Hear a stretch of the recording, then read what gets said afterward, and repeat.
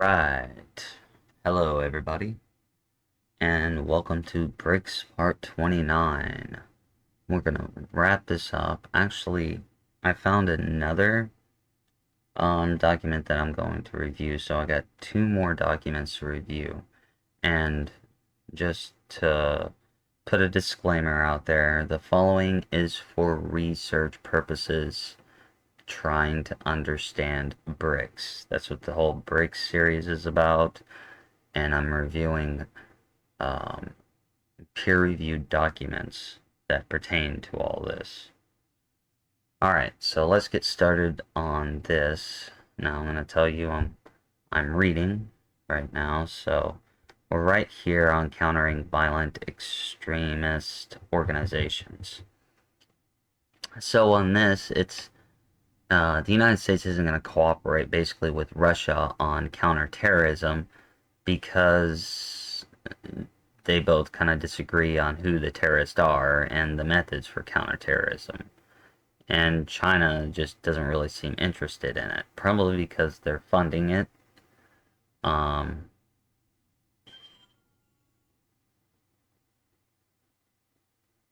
but next, promoting global stability. Okay, so all three believe in global stability, but we disagree on the method. So China and Russia, the United States view them as oppressive regimes, which they are, while China and Russia view the United States democracy and human rights promotion and military intervention as destabilizing and interfering with state sovereignty. Not so sure on the human rights part, but the military intervention could be a possibly. I will say that I think that we've done some of that wrong. Um, Probably all of it. I don't know the story in the background to everything, but I know that, some things we've done haven't been very good or anything like that, and most Americans know this. Maybe not most, but I would say the majority of it is rising. Um, and it is something that we need to fix. And Americans are trying to fix that. The population that does know, we're trying to bring more attention to that. Um, China's trying to grow in this role of peacekeeping, like I've been repeating, because they want to overtake the United States. Um, so with Russia saying we could promote global stability, but at a cost. So, because the cooperation would be inhibited by diminished trust between the countries and countervailing strategic priorities. I think that's all out of the air right now with what's going on in Ukraine, so preserving access to the air and maritime commons. In abstract, the United States, China, and Russia all want their citizens and goods to travel freely. But hold on, let me read. Um,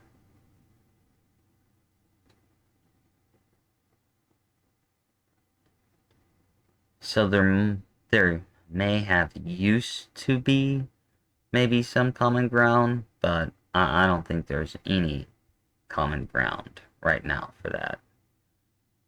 Preventing the nuclear arms race. We do have a history of cooperating with them.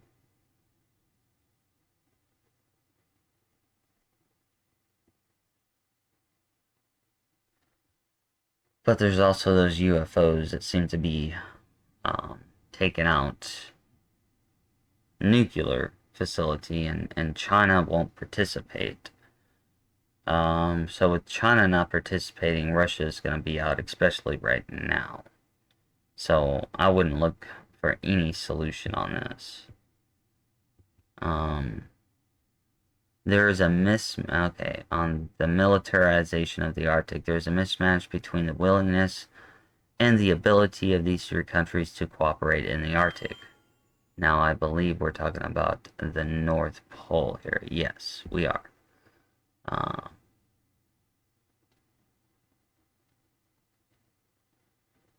Russia has interest in the Northern Sea route. I don't exactly know that route, but I'm gonna look it up right now.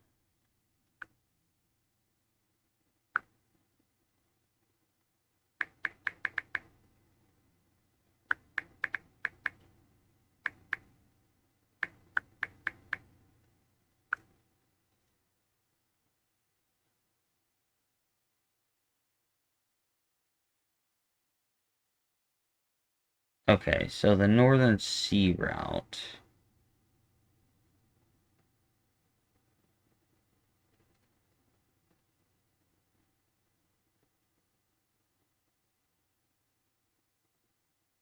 Kind of begins in, it's near the North Korea and South Korea, the Korean Peninsula, Vladivostok, and it basically goes from there up through the Bering Strait and then across the northern part of Russia, close to the North Pole, all the way over to close to England.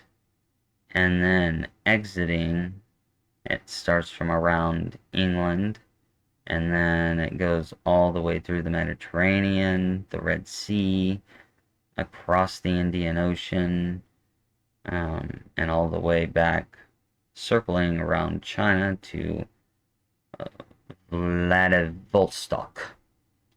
If I pronounced that right, I have no idea. Um, so that's the Northern Sea Route. Um, I right now I don't see that happening with cooperation anymore, especially with the cutting of um, the underground communications. Okay, so maintaining the openness of cyberspace. Arguably one of the fiercest competition between the great powers. Three countries disagree over how to govern cyberspace. Russia and China view control over the cyber domain as vital to their survival and a powerful and cost-effective weapon to wield against the United States. And I think that we're seeing that right now with all the psyops. Like there's a lot of Russia and Chinese psyops. Like the micronova theory is a Russia and China psyop. And you can tell it is because if you research most of the information on the micronova theory, where it's coming from through peer-reviewed research, it's coming through what I call third-rate academic journals um, that use only single peer review. And if you look at where those journals are from, most of them are from Russia and China. Uh, Oddly, other psyops would be like the Q psyop, which is trying to make Putin and Z kind of like a good guy, but he's definitely not, or they definitely are not. And Z is losing power right now, so this right here, maintaining the openness of cyberspace, is going to be a difficult one, even with the United States trying to control it. Okay, so hold on, I'm gonna read this to see if there's anything interesting.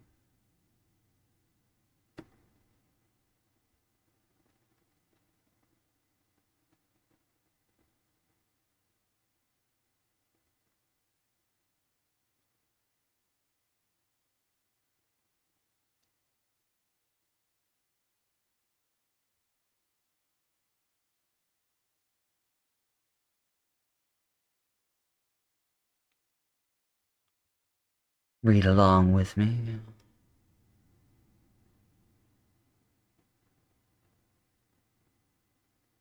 I would agree here that the biggest thing is distrust.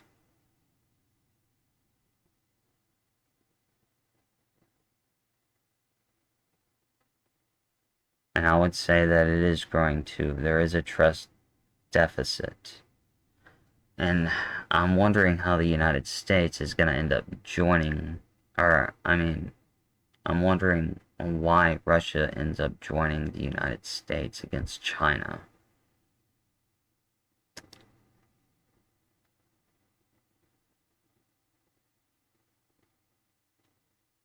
The only way I see it happening is if Putin is no longer a part of it. Because he's a big driving force of this satanic elite psyop. Which I'm not saying that it doesn't exist, but he's part of this elite. So, yeah.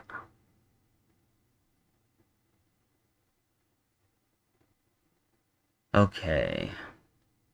Few wedge issues. Positive and negative second order effects. Okay.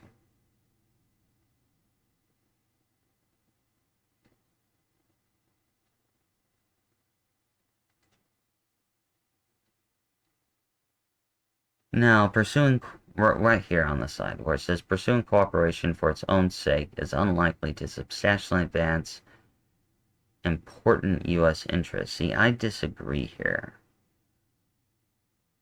I think the world coming together is important to the United States' interest. And the main reason why I think that is that's the only way how we can truly advance consciousness. And if we are going to go out in space and be a spacefaring race, then the world has to come together. I mean, we can't go in to outer space with China claiming this and Russia claiming that and the United States claiming this, because then what, are we going to have space wars between ourselves? What if an external threat and aliens show up? That's going to pose a problem. I mean, we can be divided easily, and that could create a way for aliens to overtake the Earth. So to me, it's important that we come together.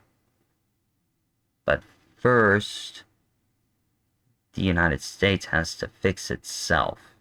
And Russia needs to make China the enemy. That's the only way we come together. And I think we're about 4 to 6 years from that. So we'll see how time reveals itself.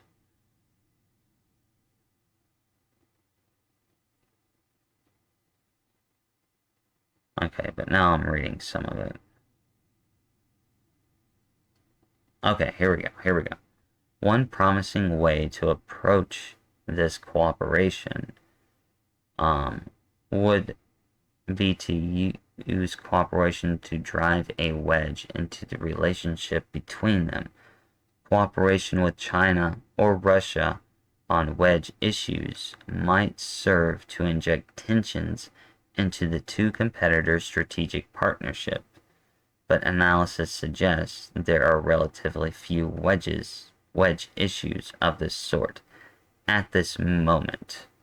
But that's something that Trump was working on. Trump was trying to create a wedge between Russia and China. And I hope he gets back to that, or the next president focuses on that. But still, Putin's going to have to go. Dictator Putin is going to have to go.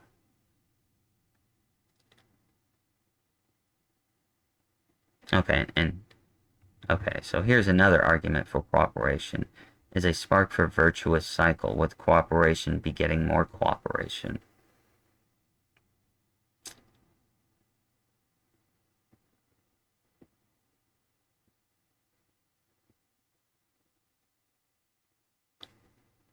And this is true right here, but cooperation on issues within the trade space is likely to have both positive secondary order effects on other issues and U.S. allies and partners as well as negative ones.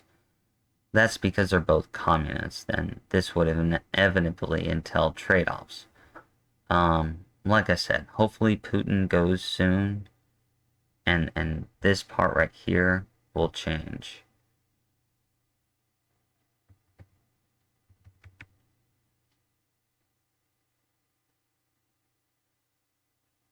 The Middle East, this right here is done with, right here. The Middle East is just, it's a battleground now.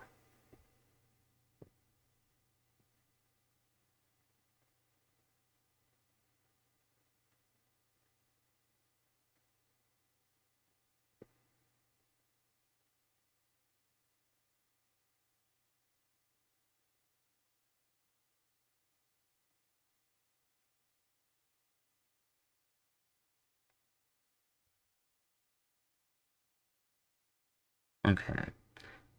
Great power cooperation could affect U.S. relations with other countries for better or for far worse, as the United States' actions might be viewed as either reducing regional tensions or as abandoning them to a hostile power.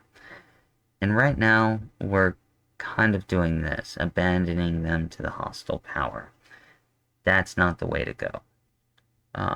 China's wreaking havoc to the countries that are now joining with them. Okay. Let me read this concluding thoughts.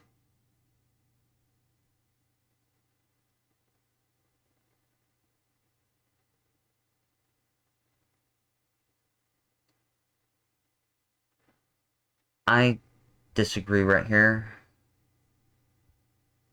I don't think we need to cooperate. Like I said, I think Putin's going to be going away soon, and that's our best possibility to interject ourselves. So we'll see how that goes. Time tells everything. Because with Putin, there's not much to work on or work with. So Putin has to go. China's a lost cause. Because if we try to cooperate anyway with China, China's going to try and is going to get a lot of influence in America.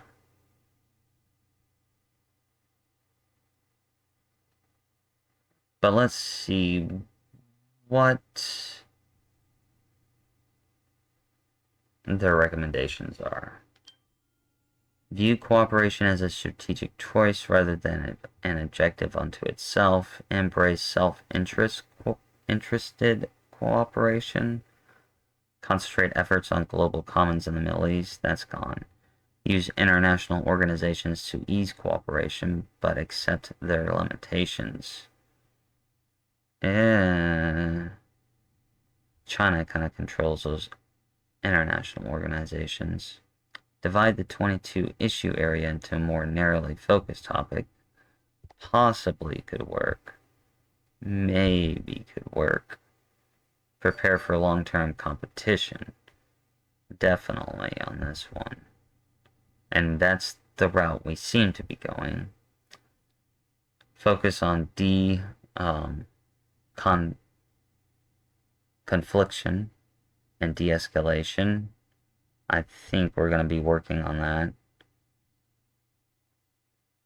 Probably going to be working on coordinating with allies on safe competition, possibly, with Trump. Concentrate on North Korea contingency plan, counter piracy, and counter terrorism. I think that's out of the way. Weigh the utility of Russian arms cells into Indo-Pacific partners. Maybe.